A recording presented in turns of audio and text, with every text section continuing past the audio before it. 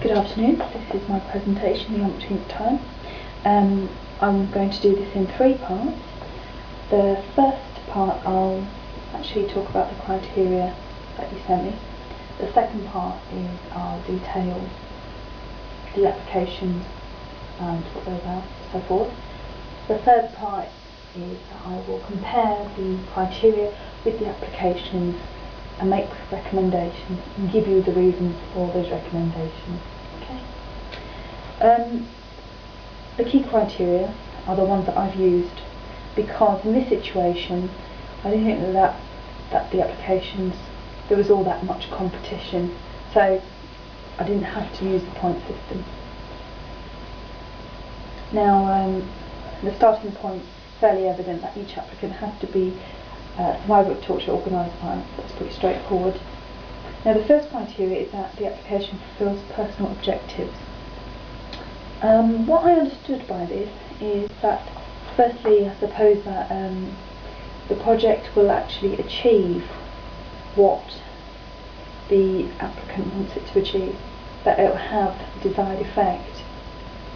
The second part of that I suppose is that it will be of benefit to the applicant by either increasing confidence, skills, knowledge, experience, or something along those lines.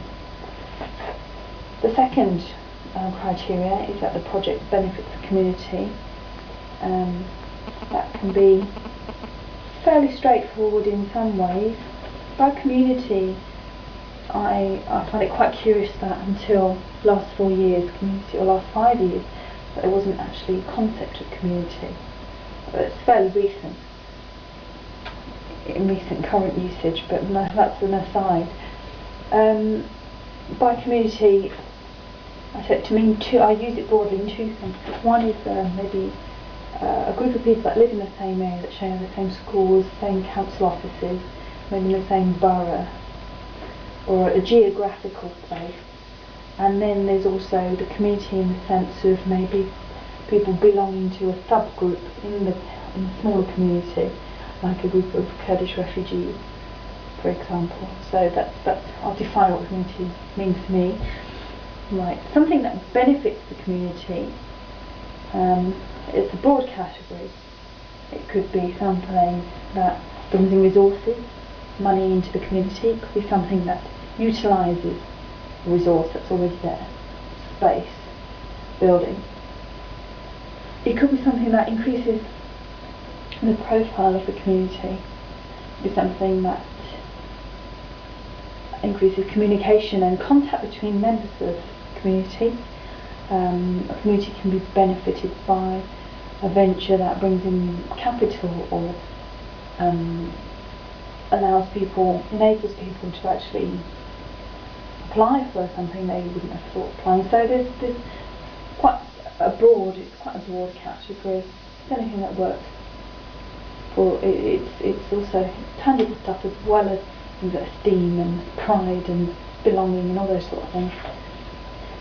The third criteria is that it has clearly defined realistic goals and a reasonable timetable. Straightforward. Number 4, that there are measurable outputs for the community. I suppose in the broadest sense what that means is the project has got to be able to prove that it's achieved something,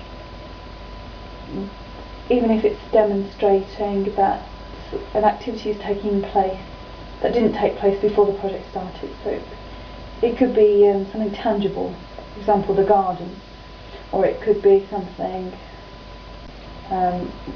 like a drama group, or a group of the community now has drama skills or computer skills, something that it didn't have before. Something that's quantifiable essentially, and describable, I suppose, that's the broadest sense.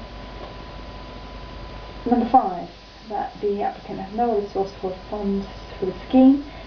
You're asking me about my awareness of other funding, ways of getting funding, be it government, trust. Just you're asking for my awareness of those possibilities. And number 6, that the work with the community reduces barriers of exclusion. Exclusion can be of is usually, I think in a sense, exclusion is about not belonging, about isolation, about feeling that you don't have a stake in society, and it can be, and largely is, I think, indirect, through poverty, not being able to access something, through poverty, through disability, through not knowing about it, and all those kind of factors. And the second is that the work with the community reduces the barriers of exclusion and or improves the quality of life of community members. Quality of life, standard of living, very broad category, can be something about making the area actually look nice and cleaner, to increasing income or skills, or reducing aggression, violence, all those sort of things, and or improves communication and understanding. But again, it's a very broad category, can be quantified in many different ways, and achieved in many different ways. So that's what I understand by the key criteria. Now the applicant,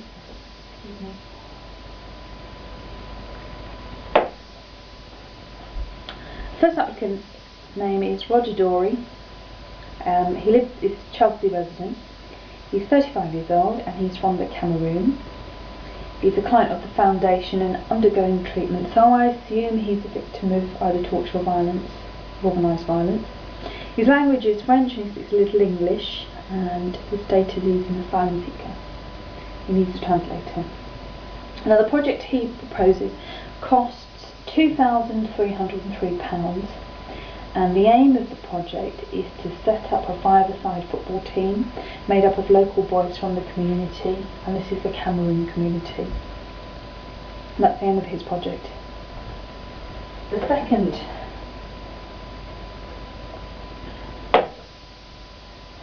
the aim of his project. The qualifications or the experience he's got to be able to carry this out is that he was a teacher in Cameroon and he's taught physical education. Okay, so that's one of the applicants. The second applicant his name is David Rogers. He's a Southwark resident. He's 80 years old. He's English, and he was held by the Japanese during the Second World War, so he's been a victim of organised violence. His language is English, and I assume his status is a British citizen. The project that he wants to set up is to help children of a local junior school convert derelict school land into community garden, and in the process teach local children gardening skills.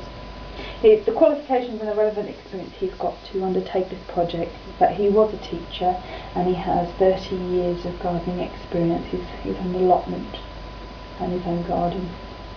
And the cost of that project is £15,000.